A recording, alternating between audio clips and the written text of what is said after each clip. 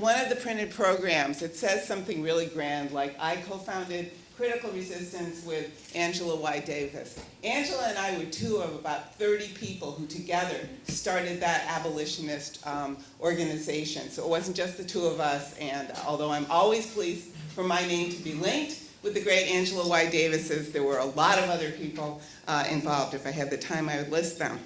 All right, I am an abolitionist. Abolition. Abolition is a plot against racial capitalism, which is all capitalism, not just some of it. It is a plot in a narrative sense. It is a plot in which the arc of change is always going resolutely toward freedom. It is a plot in a geographic sense. It is a plot in which we aim to make all space, not just some space, free in two senses. Free in the sense that it cannot be alienated, which is to say sold by anybody to anybody, and free in the sense of non-exclusive. There is no boundary or border that would keep somebody in or keep somebody out. That is abolition, that's the plot, that's my plot.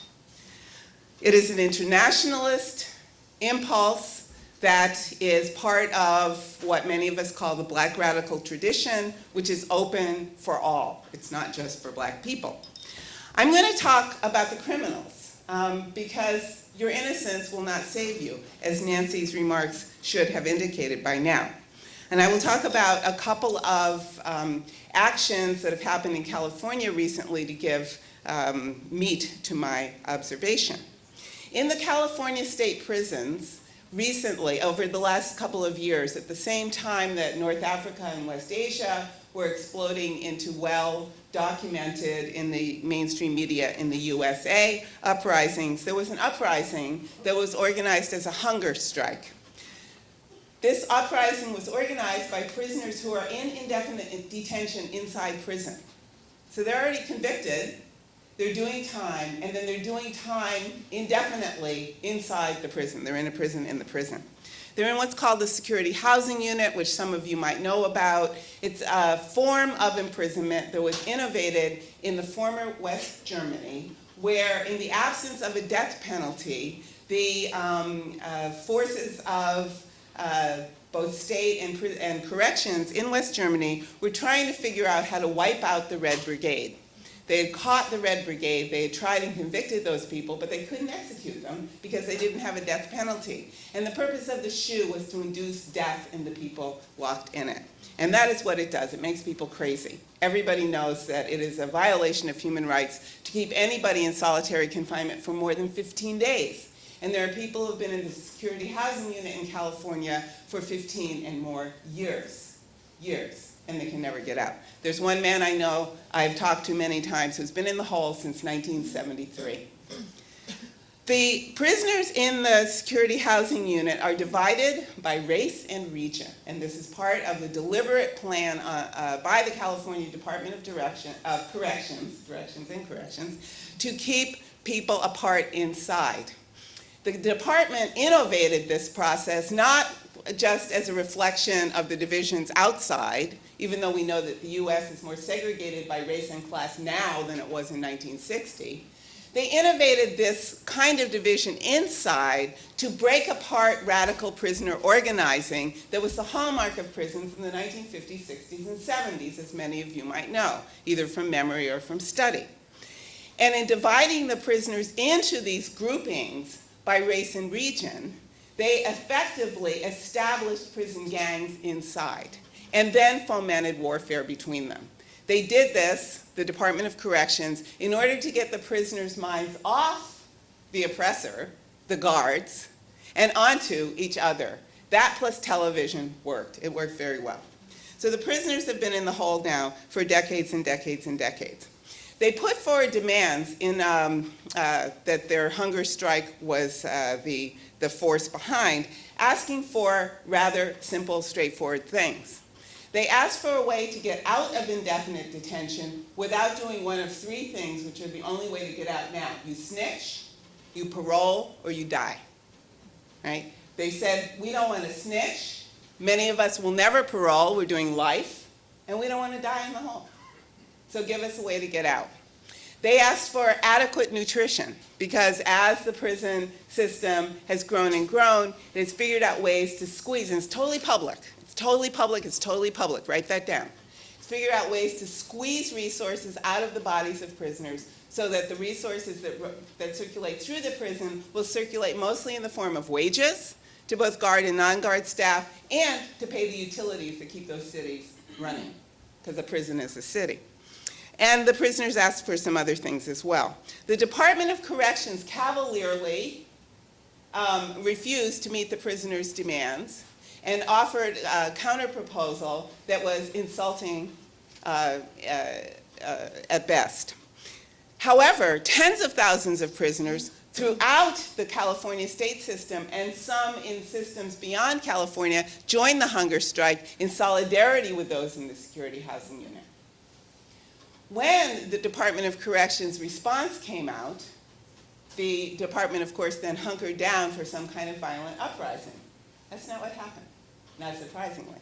The prisoners who are in solitary confinement, who actually spend 23 hours a day locked in their cells, who sometimes get to go 1 hour a day and walk up and down in a little pen that you wouldn't even put your dog into if you had a dog to put in a pen, people who have never seen the horizon in all the years that they've been locked up, those people put together a new set of demands. And their new demands, instead of going vertically up to their keepers, were sent out horizontally to everybody else locked up in all the communities that they came from. And they sent out demands horizontally to end the hostilities between the races. This is huge. It's huge because the people who have been locked inside, who have in one way or another, wittingly or not, participated in the race and ethnic war that the department fomented in order to secure itself as a department, have now seen and refused to be participants in that anymore, and have sent word out to the communities they come from to do the same kind of thing. This is a very frightening thing in the United States of America, where our division is always very important for the security of racial capitalism and the contemporary neoliberal state. So I call that to your attention. The second case I want to describe to you very briefly are gang injunction zones. And these are places that are outside of prisons and jails. They are in communities. It is a form of spatial control that is enacted through civil law, not criminal law, civil law. And what civil law does is to divide up the spaces of the communities, of the cities and municipalities and neighborhoods, where people who have been convicted of certain crimes, some of their associates and some of their associates' are forbidden to go. Now, many people imagine that what gang injunctions do is keep, low-income, mostly male, persons of color out of, say, gentrified areas. That's not what it does. Divides up people and separates people from their communities, from their neighborhoods, from their streets, from their households, from their families. That's what gang injunctions do. So people have been organizing all over the United States to fight against gang injunctions, and I don't have time to give you the history of gang injunctions, but it goes pretty much hand in hand with the history of the security housing unit that I laid out for you in the case of the California Department of Corrections. Now, as I think I said earlier, and if I didn't, I should have said, and I will say again, innocence doesn't save anybody. So making an argument that one is not a criminal, and therefore we know who the criminals are, is not going to save one single person. None of the people we advocate for, and certainly not ourselves. Because if an injury to one is an injury to all, that means, among other things, that the criminalization of one is the criminalization of all, and we should take that seriously. I see that my good friend Fahd Ahmed is here, and he's going to be speaking this afternoon, and he might bring up in greater detail what I will describe to you very briefly.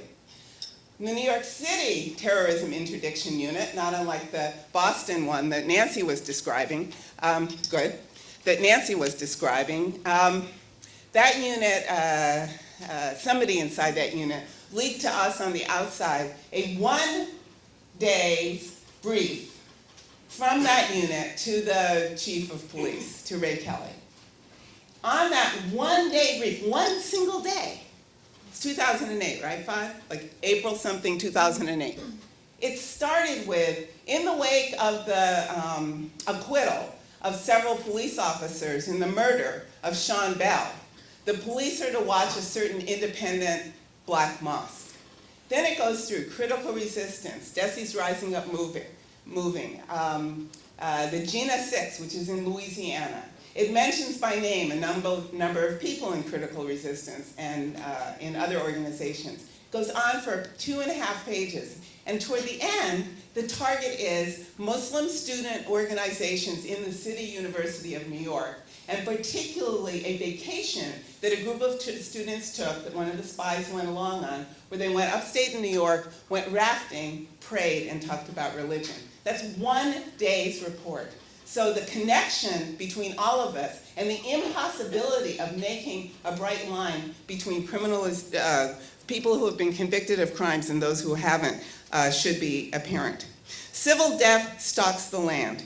Human rights might be the response to civil death, as Malcolm X argued, but that answer has got to be aspirational human rights in the form of abolition, not the scientific sort of human rights that is being practiced today as though there were a technical response to every problem. Io Weizmann calls the kind of human rights that are being practiced today that condone 29 people being killed by a drone, but not 31, lawfare. And we cannot succumb to lawfare in order to try to reach our goals. Innocence is no defense. Abolition is the only offense against the human sacrifice that brought us here together today. Thank you.